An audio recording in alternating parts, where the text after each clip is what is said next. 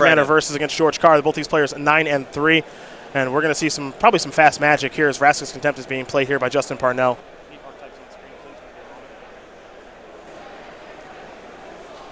So negate on the Vraska's Contempt is going to protect that Glensleeve Siphoner, assuming that it's giving George Carr a pretty significant advantage here, especially if Parnell can't deal with it right now.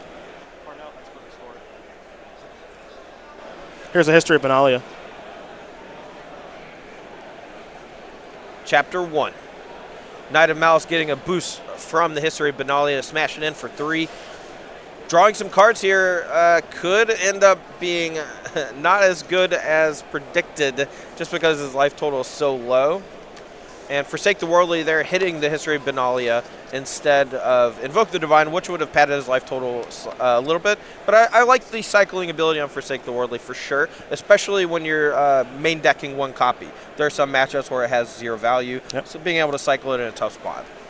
Well, we're going to go back over to George Carr now. You see both these players at 9 and 3, 1 and 1, and about 10 seconds left to go.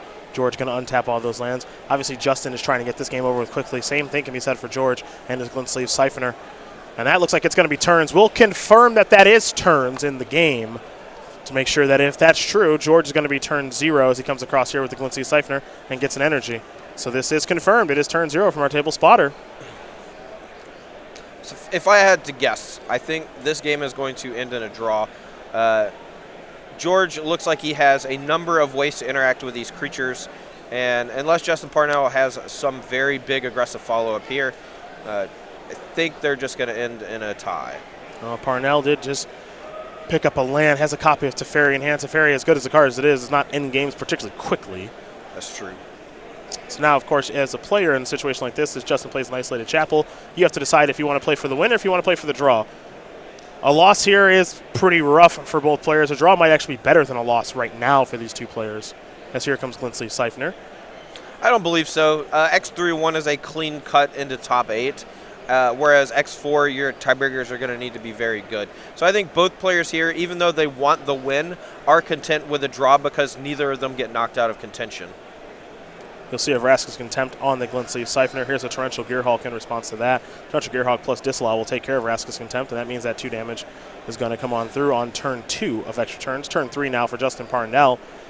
There is a chance that he could lose this game. I mean, if he has a negate here for this Teferi, he gets to untap. He has 7 total power.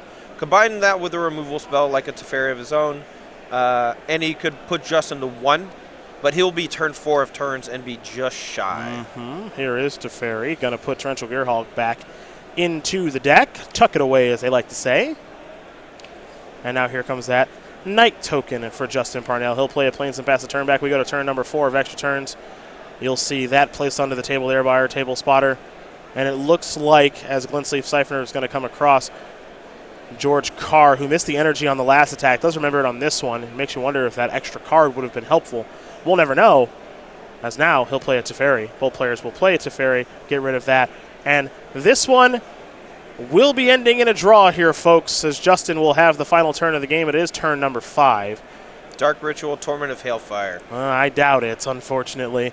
So these players may have a discussion here about how this game may have ended up, as here is a Gonti Lord of Luxury. Do want to make sure that there were no slow play warnings offered in this game, so they don't have a turn 6 and turn 7. So if we can confirm that, which we can, given the handshake, it looks like these players will draw. So George Carr and Justin Parnell do draw, don't get the match done, and they will both end up at 9-3.